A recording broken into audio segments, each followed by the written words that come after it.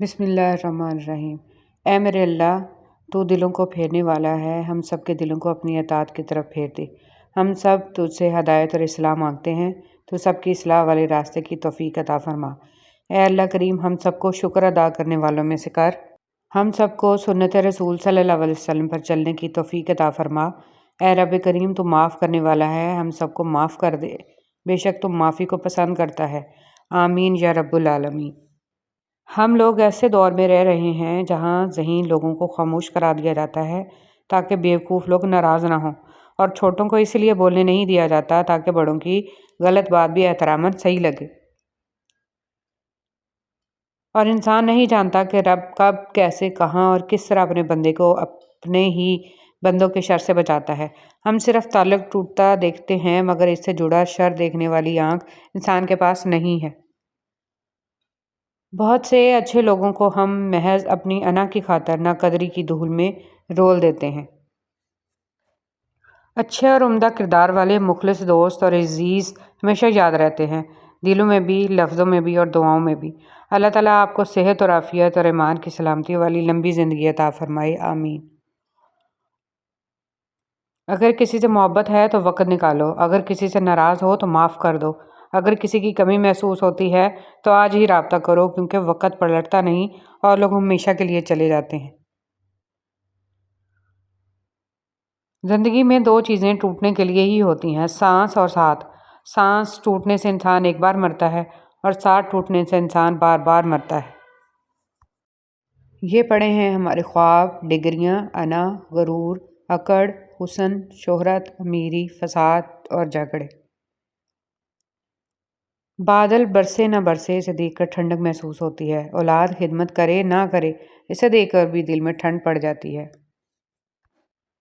اگر لوگ اپنی ضرورت کے وقت ہی آپ کو یاد کرتے ہیں تو برا مت مانیے، کیونکہ چراغ کی یاد تبھی آتی ہے جب اندھیرا ہوتا ہے۔ بسم اللہ الرحمن الرحیم۔ صرف ہاتھ ہی نہیں، الفاظ بھی سہارا بنتے ہیں۔ جہاں ہاتھ نہ پکڑ سکیں وہاں لفظوں سے تھام لیا کریں۔ حضور صلی اللہ علیہ وسلم کی سب سے پسندیدہ شخصیت حضرت عمرو بن عاص نے حضور اکرم صلی اللہ علیہ وسلم سے عرض کیا کہ آپ صلی اللہ علیہ وسلم کو لوگوں میں سب سے زیادہ کون پسندیدہ ہے؟ تو آپ صلی اللہ علیہ وسلم نے فرمایا، عائشہ۔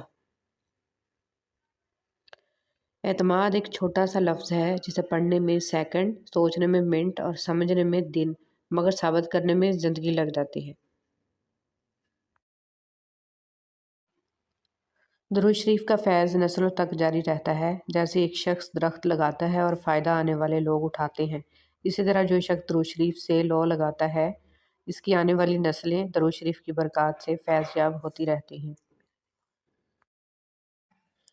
غربت کے 14 اسباب: قرآن نہ پڑھنا، پانی بغیر ڈھکے رکھنا، مہمان آنے پر برا منانا، برے خیالات سوچنا، اولاد کو گالی دینا، اندھیرے میں کھانا کھانا، مکڑی کے جالے نہ اتارنا، سوالی کو خالی ہاتھ لوٹانا، گھر میں گندگی رکھنا، گھڑے سے منہ لگا کر پانی پینا، بستر پر کھانا کھانا، سورج کے نکلنے کے بعد سونا، ٹوٹے برتنوں میں کھانا کھانا اور کھانے کے برتن گندے رکھنا، اچھی باتیں شیئر کرنا صدقہ ہے۔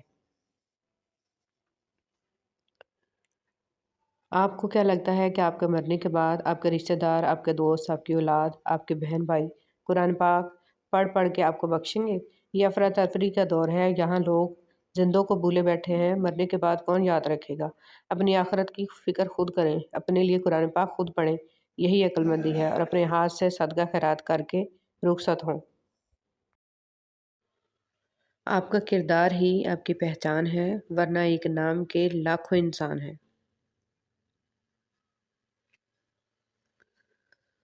حضرت ابوبکر صدیق رضی اللہ تعالیٰ عنہ نے فرمایا، ہر چیز کا ثواب کا اندازہ ہے، مگر صبر کے ثواب کا کوئی اندازہ نہیں ہے۔ بڑی سے بڑی اور آسان فقیری یہی ہے کہ ہمیں اللہ کا ہر فیصلہ منظور ہے۔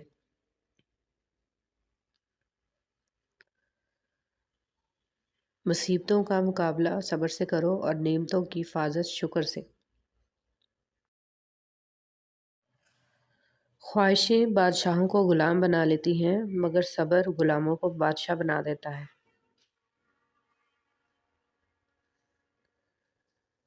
میں نے ایسے بھی لوگ دیکھے ہیں کہ ہر چیز اجڑ جاتی ہے، کنگال ہو جاتے ہیں، لیکن زبان پر یہی بات ہوتی ہے، اللہ پاک جو کرتا ہے وہ بہتر کرتا ہے۔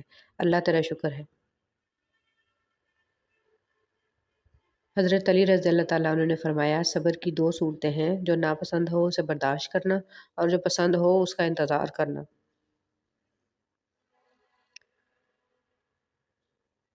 وقت سے اگر کچھ سیکھنا ہے تو یہ سیکھ وقت کبھی رکتا نہیں، ویسے ہی تم زندگی میں آگے بڑھتے رہو، مت رکو۔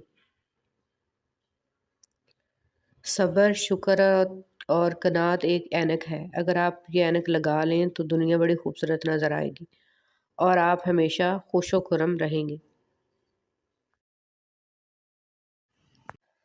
زندگی سے اتنا پیار نہ کرو کہ یہ کسی سے وفا نہیں کرتی، موت کو کبھی مت بھولو، یہ کسی کو دھوکہ نہیں دیتی۔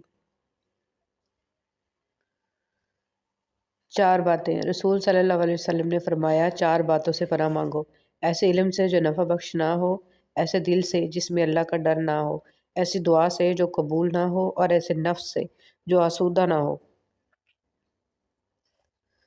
اللہ کے فیصلے۔ میری زندگی میں سب سے بڑی تبدیلی تب آئی تھی جب میں نے خود کو سمجھ لیا کہ جو چیز ہماری نہیں ہے وہ ہمارے ہونٹوں کے بیچ میں سے بھی چھین لی جائے گی، اور جو ہماری ہے وہ 2 پہاڑوں کے درمیان سے نکال کر بھی ہماری جھولی میں رکھ دی جائے گی۔ اور بس میں مطمئن ہو گیا کہ بے شک اللہ کے فیصلے ہماری خواہشات سے بہتر ہیں۔ نبی کریم صلی اللہ علیہ وسلم نے مسافر کو رخصت دی کہ جب وہ باوضو ہو کر اپنے موزے پہنے، پھر اس کا وضو ٹوٹ جائے اور نیا وضو کرے تو وہ اپنے موزوں پر 3 دن اور 3 رات تک مسح کرے، اور مقیم 1 دن اور 1 رات تک۔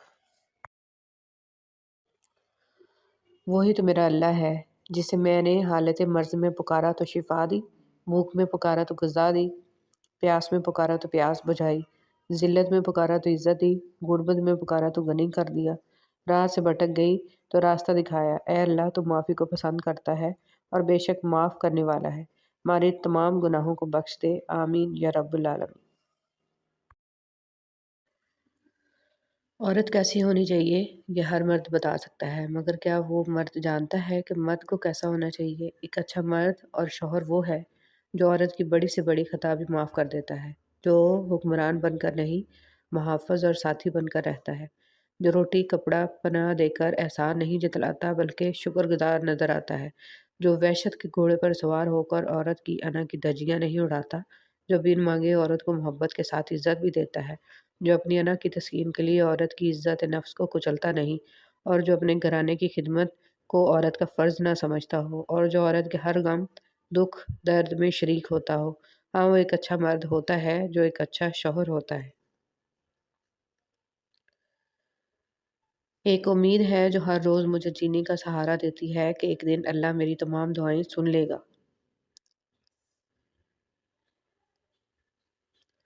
نبی کریم صلی اللہ علیہ وسلم نے فرمایا، اللہ تعالیٰ کا ارشاد گرامی ہے، اے فرشتوں، اگر کوئی بندہ نیکی کرنا چاہتا ہے تو اس کے لیے ارادہ ہی پر ایک نیکی لکھ دو، اور اگر اس پر عمل کر لے تو 10 گنا سے 700 گنا تک نیکی لکھو۔ رسول صلی اللہ علیہ وسلم نے فرمایا، اللہ فرماتے ہیں، میرے بندو، تم سب کے سب گمراہ ہو سوائے اس کے جسے میں ہدایت دے دوں، اور اس لیے مجھ سے ہدایت مانگو، میں تمہیں ہدایت دوں گا۔ موسیٰ علیہ السلام یہ نہیں جانتے تھے کہ ان کے لیے دریا میں راستہ بنایا جائے گا، وہ بس یہ یقین رکھتے تھے کہ اللہ انہیں اکیلا نہیں چھوڑے گا، اور پھر اس کا یقین جیت گیا۔